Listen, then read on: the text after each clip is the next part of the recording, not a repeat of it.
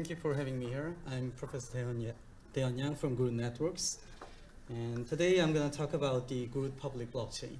So this is a new mainnet. This is a new protocol. Actually, it includes the new consensus algorithm, which is very different from the POW or POS consensus algorithm. So I'm going to introduce you these ideas.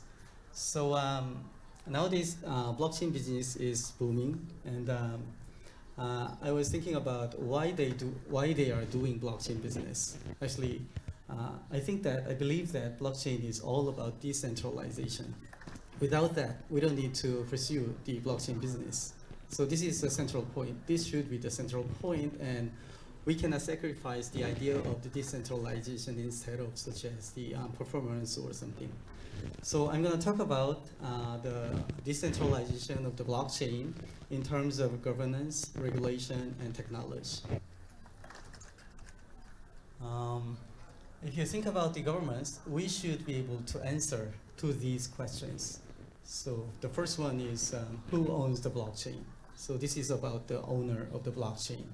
And the second, who should manage the blockchain? This might be referred to the board of directors. And also, we should think about the who should be block producers. They call it miners.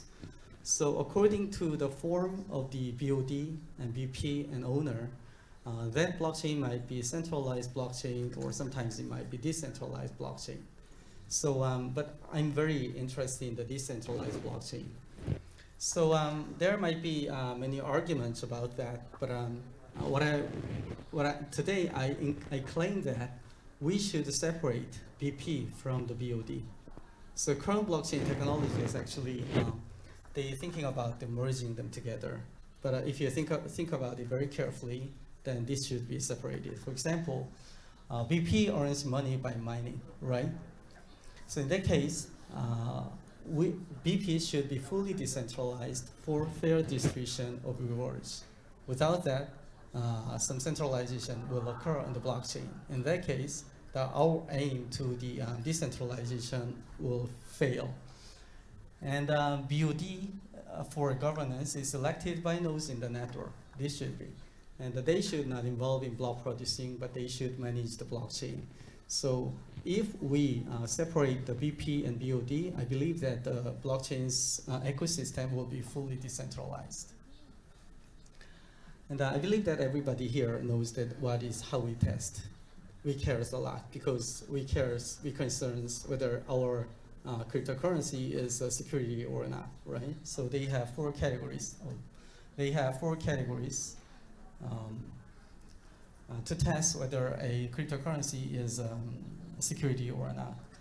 So in terms of the regulation, the decentralization is very important because it should not be treated as a security. If so, SEC will punish us, right?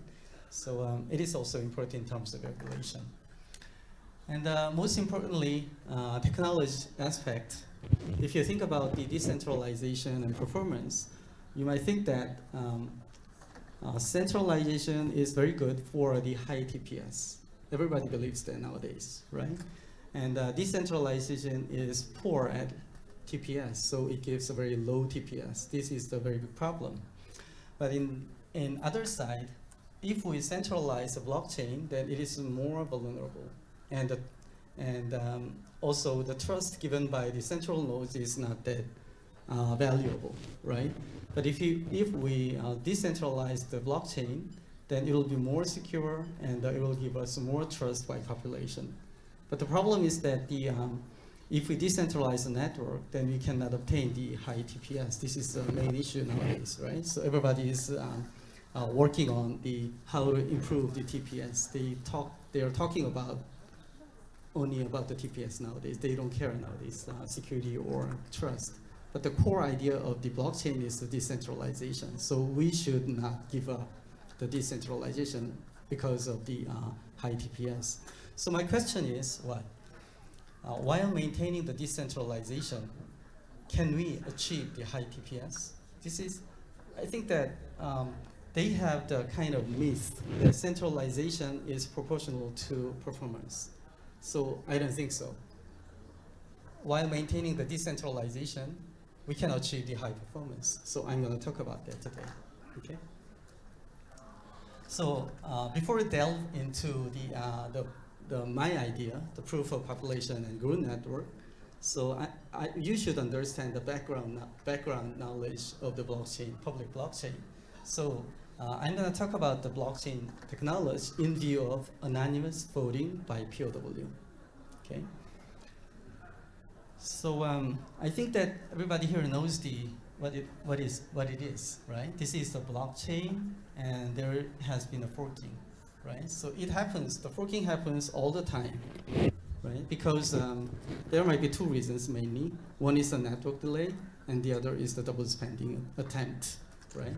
So in this case, we should choose upper chain or lower chain, right? This must be agreed upon by miners. This is called the consensus algorithm, right? So in this case, one fork must be chosen by peers. Then what can be done? The easiest way is what?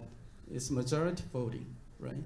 So among the miners or among the peers of the network, they should agree upon one consensus, the upper chain or lower chain. To do so, they do the majority voting. Okay? So you might think that the majority voting might be very easy, right? If you can take advantage of the CPU ID or network ID, right? But the problem is that the CPU ID and network ID is very, very easily forgeable, right? So you cannot take advantage of the CPU ID or network ID for the majority voting. You can manipulate a lot of CPU IDs, or you can generate a lot of network IDs, right? By doing so, you can control the network. So this is not a solution for the problem. So the problem is very hard because it is the anonymous voting. So in the original Satoshi's paper, he mentioned that one CPU, one vote, right? But the problem is very, very hard to solve because the participants in the network is anonymous. So you don't know whether one node votes multiple times or multiple nodes votes just only one vote. So this is the problem. So this is, if you see the figure, there is one real hand, right? This is a real entity, but there is a fake IDs. So this is called the civil attack. So civil attacker has only one entity, is actually one entity, but he can generate a lot of civil attackers, right? By forging identities. So we need to do the majority voting to agree on the single online ledger among anonymous nodes. How to solve this? Satoshi solves this problem using POW, proof of work. So in proof of work, we need to understand what the civil attack is. Civil attack is, as I told you, it is the attack to generate a lot of identities, fake identities, from one single entity. So in this case, in case of the blockchain, you can see that there is two chains, and then if you're a miner, assume that you're a miner, right? Then what will be the best strategy for you to obtain block reward? Because either of this chain will be discarded according to the chain length or accumulated hash power. So only one chain will be chosen and the other will be discarded, right? So your best strategy might be add your block here and here simultaneously. Then in either case, you will get the reward, right? This is the best strategy. It seems to be the best strategy for the attacker, right? Because he is just only one entity, but he can mount the civil attack in this way. If there is a multiple forks, then you can vote a lot of blocks here, right? So this is the inherent difficulty of the blockchain technology, right? But if the node behaves like civil in POW or POS network, it has a less probability to get rewards because its hashing power is divided into two and the multiple forks for multiple voting, and the chance to add each block will decrease. Why? Because there are many contending miners. So as soon as you divide into the multiple hash forks, your power into multiple small powers, then your chance of getting the reward will be dramatically decreased. So the best strategy is not to add these blocks here and here simultaneously. It will be much better to focus on only one chain instead of dividing it into two, right? So therefore, we should understand that POW, or similarly POS, should be seen as a mechanism to enforce a node to behave as a single node, right? This is the key idea of the POW and POS network. Okay, so in case of the POS, it's all the same, right? If you divide your stake into two or multiple things, then your chance of getting rewards will be sharply decreased. So better strategy will be use your whole power into one identity and use it to get reward, right? And I am going to talk about the private blockchain and the difference between the private blockchain and the public blockchain. So what's the difference? The public blockchain focuses on how to allow peers to vote anonymously in a larger scale. But private blockchain, actually, they assume that every node knows the entire set of peer nodes participating in the consensus. It means that here, the voting occurs anonymously, but here, voting occurs with identity, which is way easier. We don't need any POW or POS. So that's why they use the PBFT, Byzantine Fault Tolerant Protocol, which is which focus is very different from the public blockchain's POW or POS. Okay, and their scalability is quite low, like 20 or something. I believe that everybody knows here that DPoS uses only 21 or at most 100 or something. It is very small scale network, right? So the trust given by the private network is very low. And this is the background of the blockchain, public blockchain, and I'm going to talk about the three issues which should be solved for the public blockchain for the real economy. I'm very interested in the application of the public blockchain technology into the real economy, not the cryptocurrency economy. Cryptocurrency economy is isolated, right? So I don't like that. I'd like to move forward. Like using the blockchain technology, I can reform or innovate the current real economy-based financial system. Okay? So to do so, we need to solve the economic decentralization, scalability, and the isolation from real economy. So these are the three issues that I'm going to talk about today. So I believe that everybody here knows that Bitcoin is not anymore decentralized. They're highly centralized by the very high mining pools. So a few miners capture the larger proportions of the hash rates, which means that they get a lot of rewards. Also, POS network, all the same. What about the DPoS? It's all the same. It's highly, really, really centralized, right? So we need to solve this problem. So this is a resource-based voting, which means that if you have a lot of resource, then you will have more voting power, which means, again, that only a few or dozens of players can dominate the network. This is the core problem. And as a side effect, there is a security issue. As you can see here, actually, the 51 crypto site does not provide anymore these statistics, but they provide the cost for the POW 51% attack, so which is unexpectedly low than you expect, right? If the chain is very small, then the cost for mounting the 51% attack is very low. For example, 600 or something for 1 hour mounting the 51% attack, and it's prevailed nowadays. So we need to solve the decentralization issue, and the second one is the scalability issues. I believe that you know that TPS problem. For example, Bitcoin, they have only 3 to 4 TPS, and Ethereum has the 20 TPS, but it's lower than that nowadays.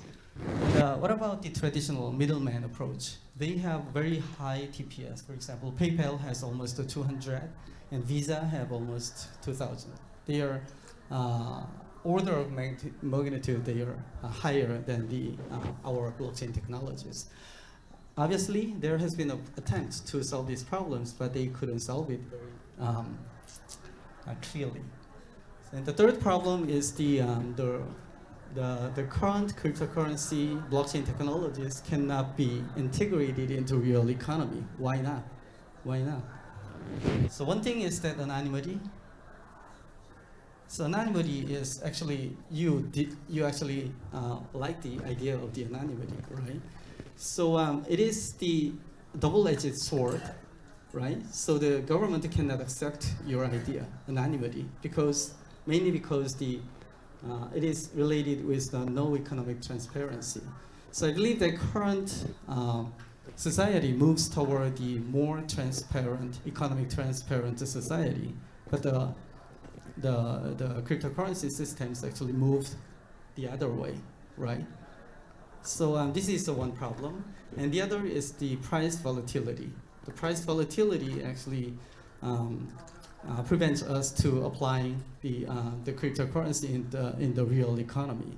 So to make public currency technologies in the real economy, we need to solve the price volatility and no economic transparency.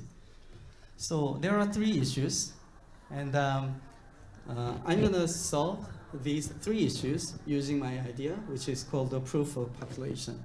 And this network is called the Gruut Network. Okay. Okay. This is the design space for blockchain according to block producers. So as you can see here, on the left side, you can see the centralized blockchain run by stakeholders, identified stakeholders, and identified elected nodes. So here the centralized blockchain run by stakeholders is called the private blockchain, right? So definition of the private blockchain is not about the permission or permissionless. It is all about whether the node who is running the network is interested in the integrity of the blockchain ledger. So this is the point. So the blockchain run by stakeholders is called the private blockchain, and their consensus algorithm is the PBFT, public practical Byzantine fault-tolerant protocol, where their interest is not about the anonymous voting. Their interest is how to synchronize the database efficiently, and that they have very poor scalability. And I believe that everybody knows that DPoS, right? So DPoS in the DPoS network, only the elected nodes run the centralized blockchain. So this is also a centralized one. But as I told you in the beginning, we are interested in the decentralized blockchain, not about the centralized blockchain. So we need to think about this decentralized blockchain. So up until now, there have been only the anonymous nodes running decentralized blockchain. So you're quite familiar with the Bitcoin or Ethereum. So miners are all anonymous. We don't know who they are, right? But actually, the anonymity is not that important, especially if you think about the miner's anonymity, right? You might be interested in the customer anonymity, right?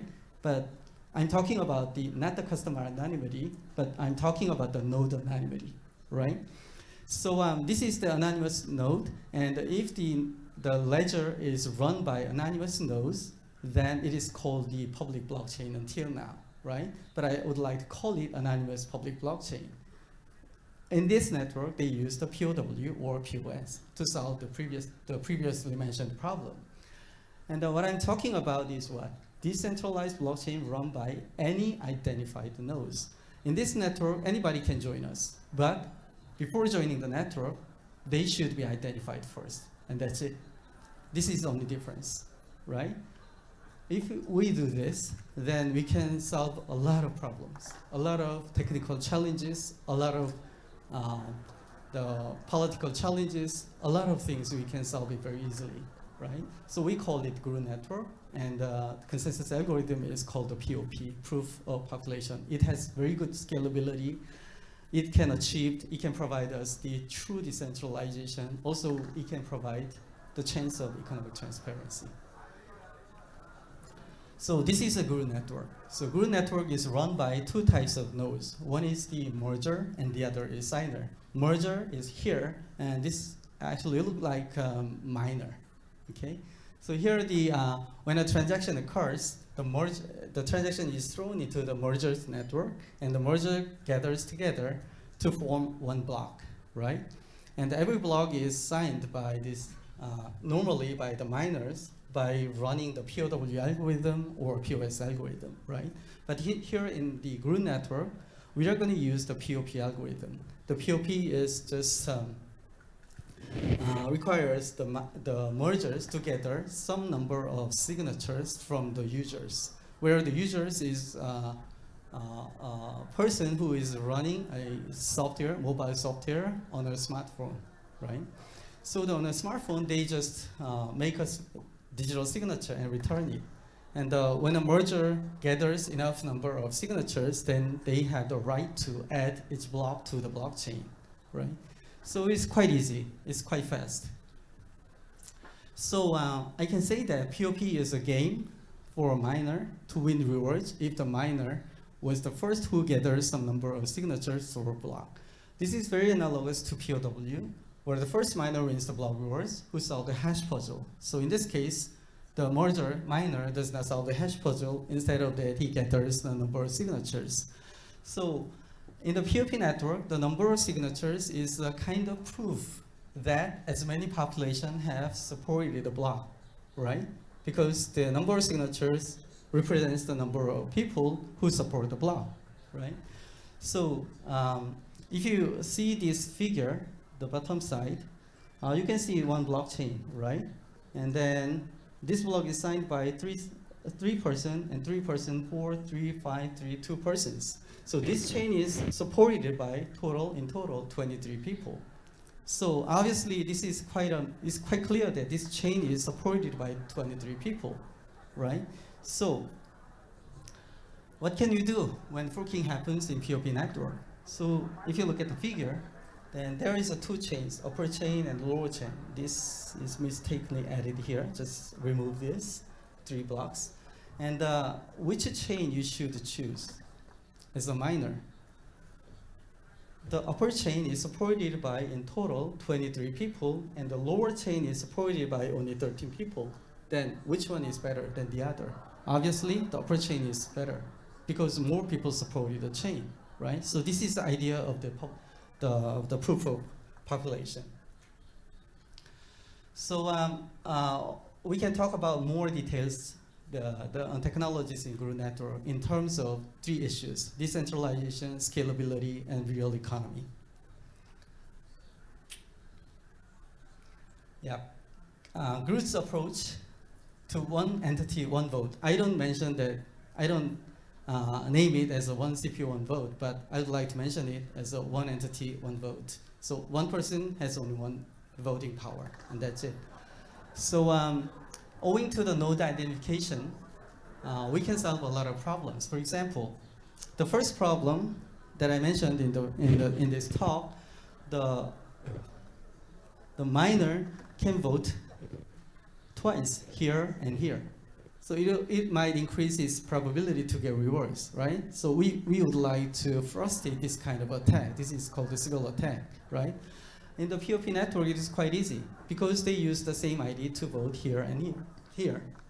So everybody actually can recognize it immediately as soon as he makes a double vote, and he will be kicked out in the network. So we can solve one entity, one vote problem very, very easily. And also, this is quite closely related with the decentralization, because one entity has only one voting power, even though he has a lot of resources. For example, hashing power or high stake, he can vote only one time, and that's it, right? So we can solve these problems very easily. And using this idea, a node in the Gruut network is enough to make a signature, standard digital signature, which might be RSA signature, ECDA signature, DAC signature, everything is okay. Every signature combined with together can be used.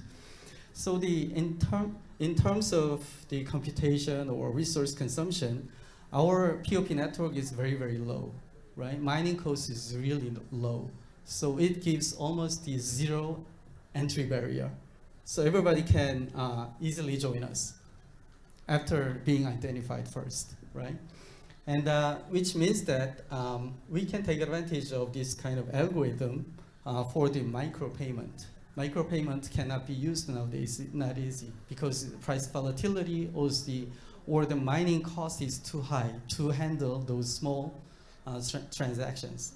Also, it does not have require any heavy energy consumption. It does not require any heavy computation, so we can call it the go green technology. So you might ask me how to authenticate a node. So there are plenty of options. So first thing that I would like to mention is that we don't need any global identification. We are going to run a ledger, a blockchain, on a country basis. Okay, we are not going to run only one just global single ledger. Instead of that, we are going to run a local chains everywhere, right? So we don't need any global identification. We need identification within a jurisdictions. Also, KYC or CIP might be used, or identification by telcos also might be used. And this is about the scalability issues. So if you think about the current blockchain technologies, it's really, really weird. Why? Why? Because over the globe, there is only one global chain. For example, Bitcoin network has one global single ledger, right? Every customer generate the transactions and pouring their transactions into the one global single ledger. Ethereum, also the same. EOS, the same. They would like to maintain on one global single ledger. This is quite weird, right? If you think about that, if you break into multiple pieces and run it in a local basis, then you can run it in parallel, which will obviously increase the TPS very huge amount, right? But they don't do that. They stick to the one single global ledger idea. But my idea is what? Our approach to scalability is divide and conquer, to introduce a local chain in one area, another chain in another area, right? So, they cannot apply my idea, local chain idea. Why not? Because of the security. Because I don't have much time, I will talk about it later, but security problem exists here. So they cannot take advantage of the local chain idea, but we can do that. Okay, and the third issue is the economic isolation problem. So as I told you before, we need the node identification for the POP, right? But to make the economic transparency, we need a customer identification system. So our goal is what? To introduce another cryptocurrency to the crypto world, but instead of that, we would like to introduce our idea into the real economy. To do so, we might ask customers to be identified first to make transactions over the network. So it will provide a transparent traceability and no tax evasion, anti-money laundering. We can provide all of them, which is also compatible with the legacy system. But also we can provide, if you really need, then we can provide anonymous customer. The identification that I mentioned in the previous slide for the POP network is for the node identity. We can provide anonymous customer services if you need, right? So you should be clear in here. And lastly, this is about the price volatility. So there has been many attempts to fix the value of the cryptocurrency. Nowadays it's very popular, the stable coin. But instead of that, we can use the fiat currency for the transaction, okay? So for the transaction, we are gonna use the fiat currency, and for the transaction fee, we are gonna use the Gruut coin, right? So this separation of the transaction currency and the transaction fee currency actually solves a lot of problems, especially the price volatility, we can solve it. Also, the block reward will be given in Gruut coin. Okay? This will be given as a reward to the nodes of the network. So the more that's run in Gruut, the higher value its token have. Okay? Okay, that's it. Thank you for your attention.